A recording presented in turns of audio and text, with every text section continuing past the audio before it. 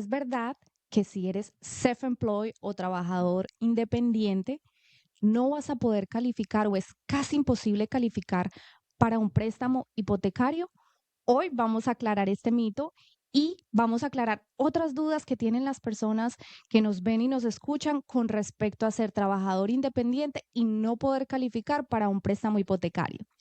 Excelente ángulo. El mito de la persona o la familia independiente que trabaja con o recibe 1099, son trabajadores por cuenta propia, el famoso self-employed. Exacto. ¿Qué te parece si te doy un poquito o les doy a todos un poquito más de contexto para que sepamos de dónde viene este comentario?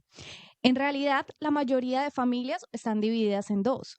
Unas son familias que trabajan para una compañía, reciben un pago por colillas de pago, a fin de año tienen su W2, le hacen los descuentos. Estos son trabajadores para una compañía. Y la otra categoría son los trabajadores independientes, que trabajan para cualquier persona, pero no les hacen descuentos, trabajan por cuenta propia. Como En cuanto a subcontratados. como subcontratados. Entonces, a la hora de ver estos dos perfiles, siempre ha habido el mito que cuando queremos Ujú. comprar una propiedad, para las personas que son trabajadores independientes, están en una desventaja muy grande en comparación con estos empleados. Es decir, ellos piensan que no van a poder calificar, que si tuvieran ese W2 o trabajaran para una compañía, sí les aprobarían el préstamo, pero que están en desventaja simplemente porque son trabajadores independientes. Entonces, ya tenemos este contexto. ¿Qué tal si aclaramos esas dudas y explicamos si hay alguna diferencia a la hora de calificar? ¿Es lo mismo, es el mismo proceso o es verdad que si soy un trabajador independiente estoy en desventaja a la hora de adquirir un préstamo hipotecario? Ok. Mito versus realidad. Exacto. Perfecto. Es mito. Las personas que son independientes o self-employed versus las personas que son empleados y reciben su W2 al final de año, a la hora de calificar para un préstamo hipotecario, es exactamente el mismo proceso, el mismo principio. Ninguna de estas personas o familias tienen ventaja por encima de la otra familia simplemente por la manera en la que reportan sus ingresos. O ahora que hablaste de ingresos, ¿qué tal si te doy un ejemplo de algo que hemos escuchado muchas veces? Y es, alguien, vamos a dar un ejemplo de la vida real, alguien que ha sido trabajador independiente por cualquier cantidad de tiempo y quiere comprar una propiedad, pero piensa en este mito y dice, no, yo soy trabajador independiente, estoy en desventaja, no voy a poder calificar. Y alguien que conoce a esta persona le dice, bueno, no hay problema, entra a trabajar a cualquier compañía que te, que te dé trabajo con un W2, con los descuentos, con colillas por 2 meses y ya con eso vas a poder calificar. ¿Es esto cierto o es un mito? Bueno, todos estos mitos es bueno entender algo de dónde vienen, de dónde salieron todos estos mitos, cuál es la causa, la raíz de estos mitos, y esto lo voy a decir directamente, sin pelos en la lengua, como dicen allá afuera. Este mito viene de las mismas personas que trabajan en la industria. Oh, wow. Sí, exactamente. Este mito lo crea este grupo de la industria que honestamente deberían estar fuera, porque le están dando consejos a familias de manera equivocada y están frenando que muchas familias puedan obtener, primeramente, o lograr este sueño americano y obtener riquezas a largo plazo, simplemente porque son, y esto es algo que también voy a hablarlo bien directa, son lazy, son vagos, les cuesta aprender lo que están haciendo, entender que aprender a manejar finanzas para una familia tiene un peso tremendo. Entonces, ya sabemos de dónde vino el mito, vamos a cortar el mito, ya sabemos que no existe ventaja uno sobre el otro, sino que es el mismo proceso, el mismo principio. Ahora, esto que acabaste de mencionar, ¿Qué quiere Pe- decir eso? Que a lo mejor a la persona que trabaja como empleado le revisan menos la documentación o por qué ha venido ese mito de que, ok, Correcto. con un mes que tengas un empleo con una compañía va a ser suficiente, ya vas a calificar. En la mayoría de los casos ni siquiera es así. Si haces un cambio, eres o tienes historial como self-employed por los últimos 2, 3, 4, 5 años de tu vida y haces un cambio hacia el famoso W2, por el hecho de que estés o seas empleado de alguien más, no quiere decir que ya representa la suficiente solidez para que un banco desembolse hoy día fácilmente 250,000 a 500,000 dólares en promedio para que compres una casa. Eso es un mal consejo. Ojo, si alguien lo quiere hacer porque ese es el camino, porque entiende que va a ser una mejoría para su vida, perfecto, hay maneras, pero con un mes no necesariamente ya se tiene la suficiente solidez o historial. Porque, ¿qué pasa? ¿Qué tal si hay un cambio de industria? ¿Qué tal si como independiente eras instalador de lo que sea? Simplemente vamos a decir instalador y ahora con W2 eres vendedor. Es un cambio completamente de industria Es decir, si que vamos a comparar el empleado con el trabajador independiente, el empleo o el tiempo o el historial de empleo que van a comparar es el mismo sin importar cuál de los dos sea. es que hay otro mito acá, porque este mito cada vez y es como una avalancha de mitos, porque se va cada vez, va creciendo más. Esta es la dinámica. El historial es una cosa, ¿sabes? Cuando decimos historial, es historial de empleo para tu poder demostrarle al banco que tienes años de experiencia recibiendo ingresos de la manera que sea. Eso es historial. La cantidad que ganas es otra dinámica. No tiene nada que ver con el historial. ¿Por qué? Porque vamos a ponerlo bien fácil. A y B, año A y año B. En el año A ganaste 50 y en el año B ganaste 80. Ojo, aquí es donde viene esto del historial versus la cantidad que ganas. Si eres empleado, y aquí es donde, claro, las personas, los profesionales lazy, vagos de nuestra industria, te dan el mal consejo, como que, oh, ok, pero si ganaste en el año B, ganaste 70, ganaste 80, ganaste más, y si tiene un W2, nos vamos a guiar solamente por ese último año y con esto vas a calificar tremendamente y se acabó. Perfecto, excelente. Pero esta es la dinámica. Cualquier self-employed puede experimentar. Ojo, escuchen esto. Cualquier persona independiente puede experimentar un incremento en sus ingresos, en su negocio, similar a cualquier persona que puede experimentar un aumento de salario. Un self-employed puede disparar su negocio. Muchos lo han experimentado y saben que estamos hablando de la realidad en el último año. Y hay muchos programas para personas independientes. Incluso existe un programa que con un solo año de documentación de ingresos se puede calificar. Esto no significa que no vayan a revisar los impuestos o simplemente significa cualquier otra cosa diferente al hecho de que si experimentaste un incremento en tus ingresos, ¿por qué no puedes calificar? Claro que sí. ¿Qué tal si ahora hablamos un poquito, no solamente de que estás en desventaja por el Ok. ingreso, sino que hablamos también de que muchas personas allá afuera piensan que el proceso de financiamiento o de financiar una hipoteca o una propiedad es mucho más largo, te piden mucha más información, indagan mucho más en tu vida, casi que te están como que con una lupa mirando todo solamente porque eres self-employed o em- eres una persona que trabaja de manera independiente. ¿Es eso verdad? Es decir, la persona que es empleado no pasa por este mismo eh, proceso de la misma manera, o sea, no son tan rigurosos simplemente porque eres empleado y no eres trabajador independiente. El proceso de análisis de riesgo no está primeramente existe, vamos a poner algo aquí en contexto. Existe una ley federal que protege al consumidor contra discriminación.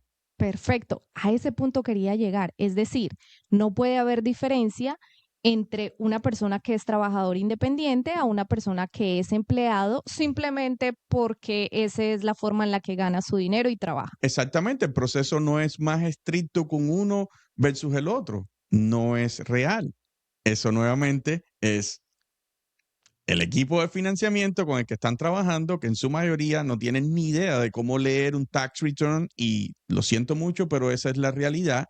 Y también lo siento mucho si no lo aprenden porque son asesores financieros. Si tú eres un asesor financiero, tú estás obligado a entender pay stub, colillas de cheque, W2, tax returns, deuda, intereses, porcentajes.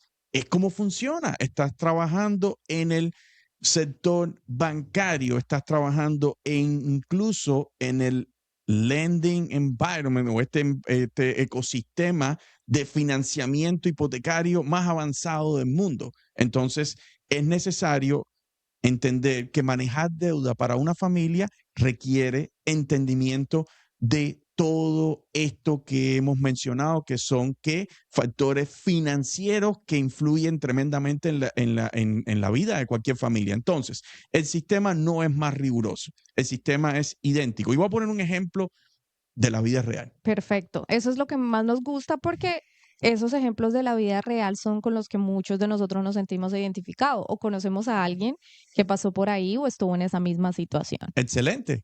Vamos a poner este ejemplo de la vida real. Persona independiente reporta sus ingresos en su declaración de impuestos, tiene su ingreso en bruto, sus gastos y su ingreso neto. Perfecto. Necesita documentar sus ingresos a la hora de calificar para un préstamo hipotecario utilizando ¿qué? Sus declaraciones de impuestos.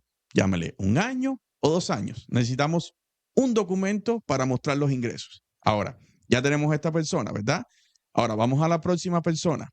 Persona que trabaja para un empleador, recibe un reporte, ya sea semanal, bimestral, quincenal y a final de año anual, que es su famosa W2. Pero ahora existe algo, y es que esta persona tiene vamos a decir, un ingreso base, pero también tiene un ingreso adicional, el famoso overtime, o tiene comisiones. Bonos. Exactamente. A la hora de documentar todo este ingreso, se van a ver, no, o se van a mirar, el banco va a analizar no solamente un pay stub, una W2, se va a ir hacia atrás, 2 años de historial, para ver cómo se comporta ese ingreso adicional. Tocaste un súper tema porque tienes toda la razón. Es decir, no importa si tú recibes tu pago por medio de un pay stub, una colilla, pero si en realidad o sea, el dinero que recibes está dividido a sueldo básico y adicionalmente vamos a decir comisiones o bonos, si no puedes documentar que has recibido esa cantidad esa cantidad de bono o de comisiones por cierto tiempo, no lo vas a poder utilizar, inclusive aunque te paguen con un pay stub. Exactamente. Entonces, ahora vemos aquí un escenario de la vida real donde te dicen, hey, tú sabes, si utilizas una o trabajas con una W2, tienes que presentar menos documentación. Eso es, bueno, la ignorancia es atrevida, de hecho. Entonces, desafortunadamente, eso no es que sea mentira, es desconocimiento de quien habla o dice esto. Y es que la realidad es la siguiente.